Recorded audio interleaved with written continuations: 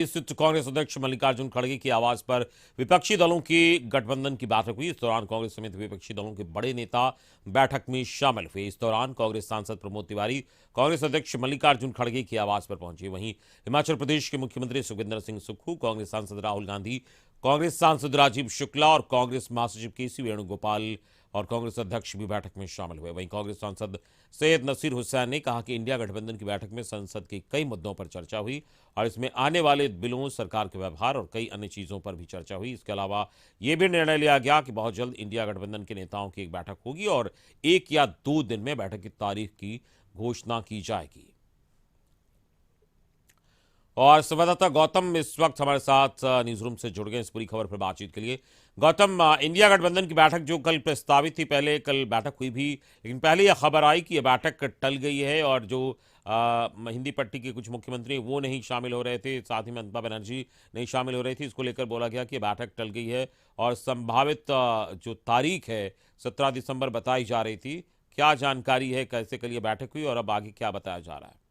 और देखिए, 5 राज्यों के जो चुनाव के परिणाम आए उसके बाद 3 राज्यों में बीजेपी ने जो जीत हासिल की, उन राज्यों से भी जो है कांग्रेस को बाहर जाना पड़ा जहां पर उनकी सरकार चल रही थी। लोगों की अगर बात कर ली जाए या राजनीतिक गलियारों की अगर बात कर ली जाए तो लगातार बीजेपी इन विषयों पर विपक्षी एकता पर भारी होती जा रही है। देखिए, जैसे ही परिणाम के रुझान सामने आने लगे और समय जैसे जैसे बीतते जा रहा था, रुझान जिस तरह से जो है अनिश्चितताओं को जो है वो हटाते हुए सुनिश्चित करते जा रहा थे जीत बीजेपी की होने जा रही है। उसके बाद ही जो है आज की यानी जो कल जो बैठक हुई थी 6 तारीख को, उसकी तिथि घोषित कर दी गई थी। मल्लिकार्जुन खड़गे के आवास पर यह बैठक होनी थी और सभी विपक्षी दलों को बुलाया गया था। मगर जिस तरह से चाहे वो सपा के प्रमुख हो अखिलेश यादव हो या ममता बनर्जी टीएमसी की तरफ से जो हो, उन लोगों की तरफ से जो बातें सामने आई कि वो शामिल नहीं होंगे। हालांकि कल जो बैठक हुई उसमें 17 दल जो है वो शामिल हुए थे, जदयू से भी जो है लोग शामिल हुए थे, मगर नीतीश कुमार की तबीयत ठीक नहीं थी। उन्होंने ये बात को कहा कि मेरी तबीयत ठीक नहीं थी इसलिए मैं शामिल नहीं हुआ, मगर अगली बैठक जब होगी मैं उसमें शामिल होगा।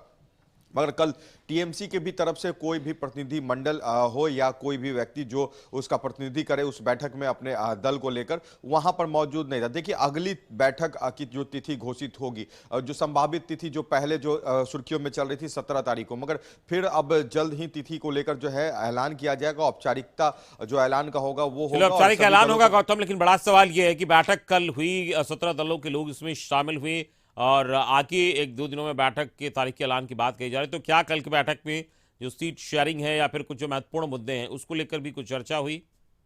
और देखिए, बहुत ही समय कम है, ये नीतीश कुमार कह रहे हैं। बिहार के मुखिया नीतीश कुमार कल जब मीडिया से बात कर रहे थे तो उन्होंने कहा कि समय बहुत कम है और बहुत ही जल्द इन विषयों पर फैसला करना चाहिए कि क्या कुछ स्वरूप होगा, किसको क्या कुछ बनाया जाएगा। देखिए, संयोजक की बात चल रही थी, संयोजक बनाया नहीं गया अभी तक इस गठबंधन को लेकर। साथ ही साथ जो है जो सीट शेयरिंग की बात होनी चाहिए या जो साझा जो चुनाव में जाने को लेकर जो तैयारियां होनी चाहिए, कार्यकर्ताओं को पता चलना चाहिए कि किस तरह से उन्हें चुनाव में जाना है और कौन हमारे साथ है और कौन हमारे विरोध है। बिहार का मैं उदाहरण दे देता हूं, 2019 का जब चुनाव हुआ था तो कांग्रेस जो कहा जाता है कि महागठबंधन या जो भी तमाम दल एक साथ जो बिहार में चुनाव में जो कहा जाता है कि चुनाव में जो गई थी 20 के चुनाव में, वहां पर यह नहीं पता चल पाया था बिहार के महागठबंधन घटक दलों को कि आखिर किसका साथ देना है और कोऑर्डिनेशन का जो समय था वो बहुत कम था। कार्यकर्ताओं में ये नाराजगी थी कि समय जो होना चाहिए था, समुचित नेताओं का जो चुनावी दौरा होना चाहिए था, वो कोऑर्डिनेशन नहीं बन पाया था। नीतीश कुमार इन्हीं चीजों को लेकर बार बार कह रहे थे कि समय बहुत कम है,